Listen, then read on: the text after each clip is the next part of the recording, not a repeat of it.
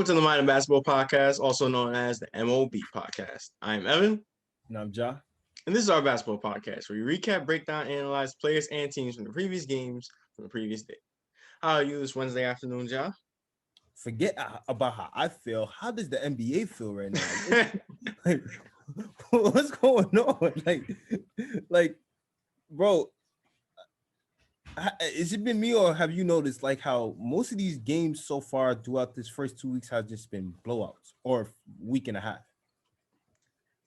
Yeah, I think teams need to wake up. That's what I think. Everybody's sleeping right now. There's been 20-point blowouts, 30-point blowouts, 50-point blowouts. 50-point halftime blowouts. Like, it's like 51-point blowouts. Sorry. 47-point blowouts. It's just been blowouts. It's been rough for the league. It's been rough for the league.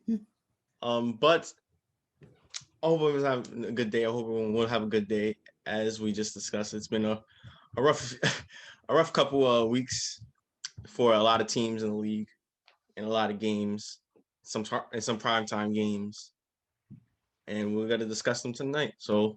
Or this afternoon. So let's go. First off, the first blowout that we're gonna be discussing happened between the Pelicans and the Suns, and towards the second quarter, towards the end of the second quarter, the Suns started to pull away, led by Jay Crowder and their bench, and then they just ran away with the game, and that was the game basically ended at the end of the second quarter. Exactly. And the Suns finished off the game, and they beat the Pelicans easily. So let me get your thoughts on this game. Well, you just said it, Jay Crowder, the bench, and even though they didn't contribute in terms of point total, Chris Paul and Devin Booker had some kind of impact in terms of the flow of the offense. And the Suns, like, they just got to the spots and they just hit threes, just hit threes, and like they weren't the only team hitting threes. They weren't the only team hitting threes, yes, but and when you look at these blowouts, that's the main thing that signifies the fact. It talks about how the league is today, just hitting threes. Like the Suns just had it going from three. Cam Johnson had it going from three. Payne had it going from three. DeAndre was, even though he only had 13, he was being a beast down low. Like there's nothing else to really say, but the Pelicans couldn't do nothing. Yeah, the Pelicans really had no answer for the Suns. Yeah. So it was just an onslaught from the Suns. There's nothing else to be said. I mean, there's no in-depth analysis of the game. There's no breakdown. Go ahead. It's sorry to bore you guys, but I guess this is what we're coming with. Oh no, they were already bored after watching the game last night. But yeah, nothing else to really talk about in terms of that game. This was just a great performance by the Suns, led by the bench and Jay Crowder. Yeah. And this Pelicans just had no answer for them. Yeah. All right, so that's one blowout, quickly briefed. Now let's go on to the next blowout. Between the Bucks and the Heat, no Jimmy Butler, but nonetheless, a very dominant display by the Bucks. Yeah. Even without Giannis didn't have the best of games. He played a little poorly, but nonetheless, the Bucks showed up. Their shooters showed up. Their bench showed up. Pretty much everybody else showed up. Yeah, pretty much the Heat didn't. Yeah. Yeah. Another thing that we didn't hit with these blowouts is the turnovers. Both teams that were on the losing side that got blown out had a lot of turnovers, and the Heat had a lot of turnovers to start off the game, and the Bucks capitalized. And you can see that most of their turnovers turned into transition points, and most of those transition points were threes. And they made a record. Yes, they did. They broke an NBA record by hitting 29 three-pointers in a game. Broke the Houston Rockets record that they had 2 years ago. Just had it going from the three, like Drew Holiday hitting threes. Giannis's brother was hitting threes. DJ Augustin, like everyone was everyone was just hitting threes. Like there's nothing really much that has to be said. Like the record shows you for itself. Like I don't like how else could you go into depth? Like it got to a point where I saw a different game on TV and I thought I changed the channel. I really thought I changed the channel for a second. I was like, I ain't changed the channel. I said, I know for a fact I'm still watching the game. What happened to it? And they was like, oh, it's just an online look. And I was like, okay. I was like, Yeah, I mean, it was like when I put the game sliders on 2K, not to 100, but like about 70. So, to make it seem like it's a competition, but I'm really cheating. Yeah, That's what it seemed like. it's on custom. Yeah,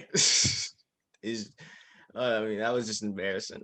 Embarrassing performance. I mean, the Heat lost by 47, and they were at one point they were down by 50. I think remember when I was talking to you other day about if you take the best player off of every team, that would not happen. I was wrong. They took Jimmy Butler off the Heat, and this is what happened. Bro, I don't know. I know he's upset. I know he's upset because the dog mentality that Jimmy Butler has. He's not happy with this loss. Not just Jimmy Butler, this whole Heat organization, Spoelstra, Riley, that whole staff, like they got to be pissed right now because, like, they know that this is not how their culture is, and this is like the third franchise in 2 days to embarrass themselves. That we know whose culture isn't based on these kind of things, and it just looks bad. It just looks horrendous. Yeah, I mean, I understand. Knowing that Jimmy Butler was out, I thought they was gonna get blown out, but 47, come on. Yeah, you'd think they get just lose by 21 and that's it, but it's just like you cannot give up 29 3-pointers in a game. That's inexcusable. No matter what star player is out, no matter who's on your team, you cannot give 29 3-pointers in a game up. Exactly, and especially knowing that your team is known for their defensive identity, that just makes it extra of a bad look because it's just like, what happened? I was like, I know you don't have your best player / best defender on your floor right now, but like it's just like that makes them no excuse. You have a lot of other dogs who could play both ends of the floor so well. You just can't do things like this. It just doesn't look right. It looks kind of they missing Jay Crowder. Who was just balling, as we said, for the Suns. That's what they're missing right now. But nonetheless, this is a dominant performance by the Bucks, a memorable performance, breaking the NBA record, and the Heat should be ashamed of themselves. Jimmy Butler or not. Yeah. All right. Already, is there any performances that you want? Any performances that you noticed around the league? Anything that you would like to talk about? So I watched the Sixers and versus Raptors game, and the Raptors had it going on offensively on both ends early, and it got to a point where they were up by double digits, and then Philadelphia basically made it down on their defense, and then they also, and this is a great thing because we talked about how much they needed spacing, and their spacing worked to their advantage, in which all their shooters came up big for them coming up, and they were able to gain a comeback and win the game. So just a great effort by the whole team. Danny Green, Steph Curry, Joel Embiid, like, they contributed so highly, and that's why I feel like this is what I'm saying. The Sixers feel more comfortable now in terms of their spacing.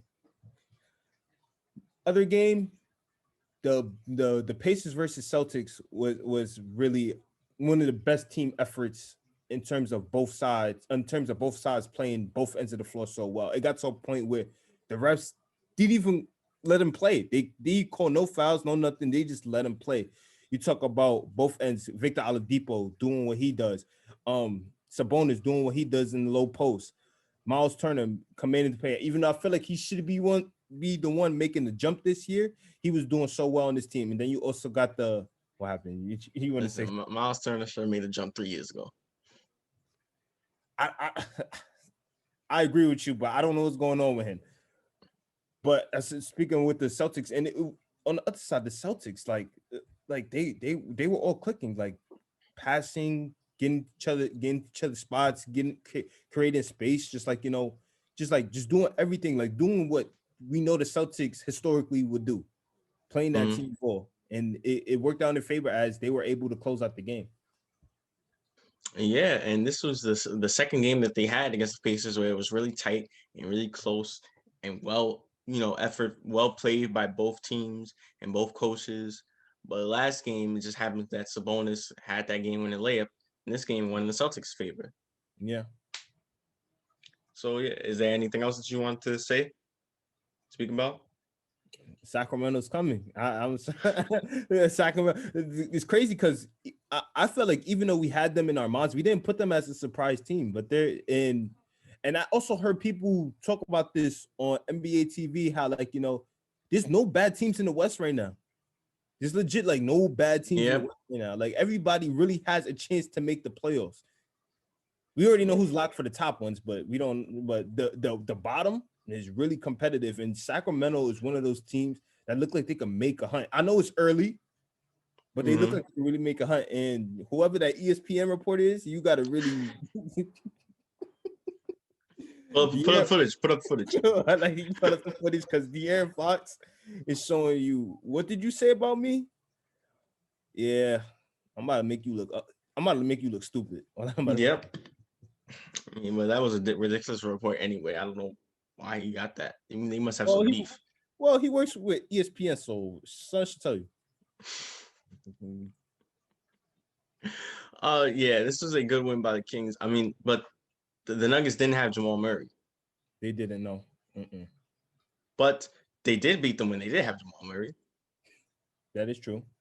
And the Nuggets aren't just a Jamal Murray team. That's not their best player. Jokic is their best player. And they still have a lot of great pieces on their team regardless. So nonetheless, seeing how the Kings were last year and the Nuggets were last year, even though they didn't have Jamal Murray, they could have still won. Yes. But the Kings was able to pull away late in the fourth quarter, which is big. Yeah, and here's my thing though. That's the reason I always say, yes, Jokic is their best player, but I've been telling you this the whole time. Jamal Murray is their closer. He's that guy who, when it comes down to big moments like these, close games, and you need an opportunity to give your team some kind of life to either make a comeback or if they still lose, even make it close. He's the guy who can get you those big time shots.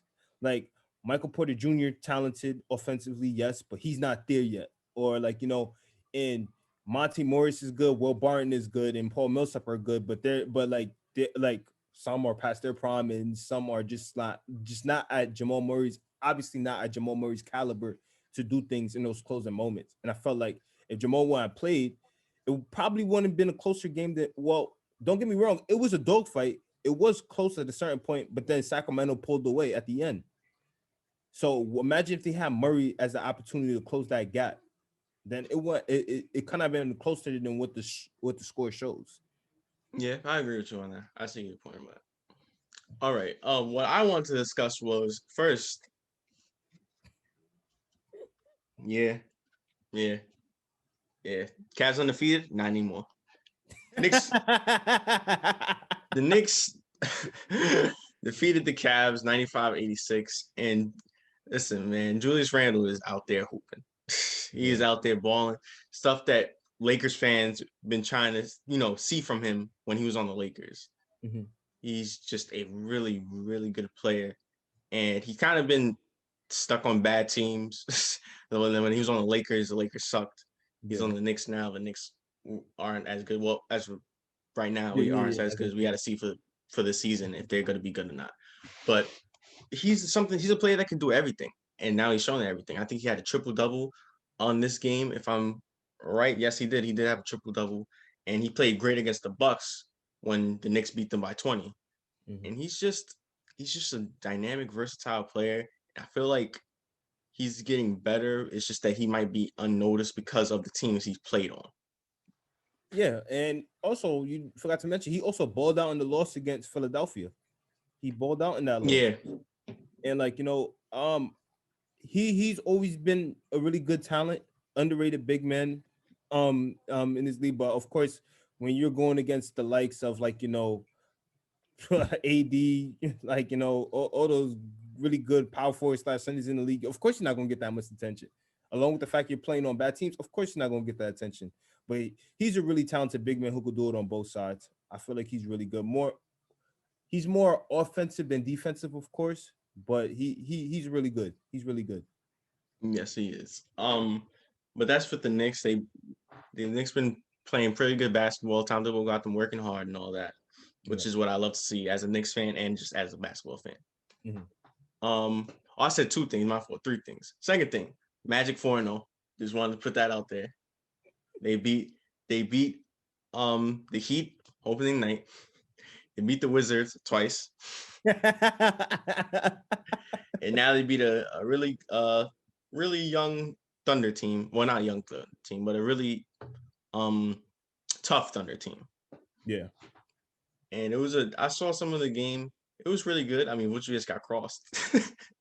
But they play really good basketball, and I like what they're doing in Orlando. I mean, they've had good talent for the past like 2 years now. Now it's just time to put that talent together. Well, yeah, because they've been making the playoffs. There has to be a reason why they've been making the playoffs.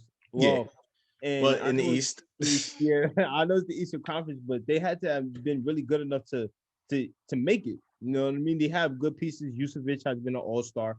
Fournier is a professional scorer. And Markelle Fultz, he's making a resurgence after people felt like he was down and out. Like, you know, he's proving people wrong right now. So it's just like they and Terrence Ross, I forgot he's a bucket. Like, you know, they have good talent that's together. Just they're not better than the other teams in the Eastern Conference. That's all that it is. Yeah. And the third thing I want to talk about is I want to ask you about this and let everybody else know. The Wizards right now 0-4. Yeah. They have Russell Westbrook and they have Bradley Beal. They have a couple good young pieces, but really nothing else beside that. Yeah. But nonetheless, they have Russell Westbrook. They have Bradley Beal. Why did they just lose to the Bulls? Well, I feel like with this game, it's just like, you know, both teams that haven't been in the win column, and one of them needs to win a game at least. So I think that's just how it is. But I feel like also it's just like this is a team that I guess, you know, there's teams that need time to find themselves, and I feel like they need to still find themselves, especially being a young team in which, like, you know, you probably know the potential of all your stars, but you don't know if they fit right or they fit all together. And I think that's the thing they're coming with right now. There's something that's missing that just doesn't go, and that's the reason why they found themselves in this slump right now. They can't win a game yet. I thought they would win a game by now, but it's shocking to me that they haven't. But it's just like this, there must be something going on that we just don't know. Yeah, maybe it's chemistry issues. Maybe it's just the talent that they have. They just got to put it together. Yeah. Maybe it's, you know, they need to see how they can fit Beal and Russ together along with the team. But yeah, I'm gonna keep an eye on them to see how well they can you know, go, and if they can win some games and if they can improve. Yeah, it's only the fourth game. Like, they still got an opportunity to make something up. They just can't wait until the last moment. Yep, I agree on that. All right, now it's predictions time for tonight's set of games, and we just gotta go like we always do, Ja. Mm-hmm. All right, Grizzlies or the Celtics? Celtics. Celtics as well, because Ja Morant is out. By the way, that before we even continue, forgot to mention that Ja Morant's out, I think 3 or 5 weeks on the ankle sprain that we said in the last podcast. Luckily, it's just 3 to 5 weeks. It's nothing long term, and we need to see him back. He's a young talent. You know, he's one of my favorite players in the league. And again, if the Grizzlies want to make that playoff push, they need him. They don't have Jared Jackson, so they need him. Yeah, a big loss for the Grizzlies, but good that it's not major of an injury for Ja Morant, and we'll see him back in the next month. Yeah. All right, continuing with the predictions. Hawks or the Nets? Nets. I think this should be if KD and Kyrie are playing, then yes, Nets. I got the Hawks. I think this would be a good test for the Hawks. A really good test for the Hawks because they're trying to make that next step. Yeah, that's true. Rematch of last night's amazing game, the Bucks or the Heat.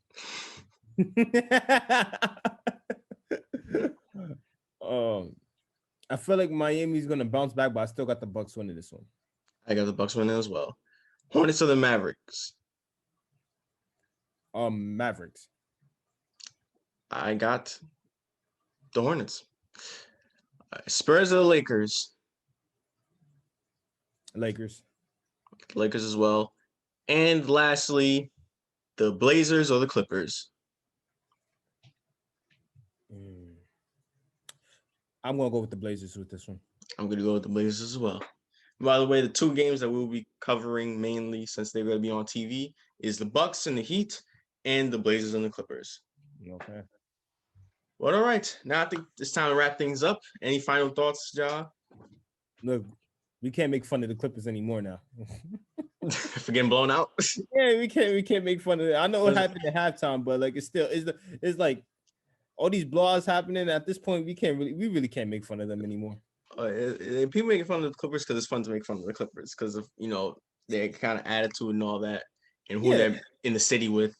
Yeah, I agree with you on that. But I'm just like, as of right now, all these Clipper jokes got to stop just for the time being. Just for the time being, until we see something different happen in the NBA. We saw a million Clipper jokes. I haven't seen a single Miami Heat joke. I haven't, me neither. That shows you how much people like the Clippers. But all right. Yeah, man. No more blowouts, man. No more blowouts. Yeah. But I mean, it's the NBA. We always got to see blowouts. Any sport, it's always going to be blowouts. Yeah, it's always going to, but not constantly. Like, yeah, in the first 4 games, though. Jeez. I mean, this is bad. This is bad. This is just horrendous. But I have faith in the teams and the players and in the league. We got to see a lot more close games down the line. Yeah. But nonetheless, as of right now for this podcast, thank you guys for watching today's podcast. Make sure you tune into tomorrow's podcast. Make sure you like, share, and subscribe. And once again, I am Evan. And I'm Ja. And this was the Mind of Basketball podcast.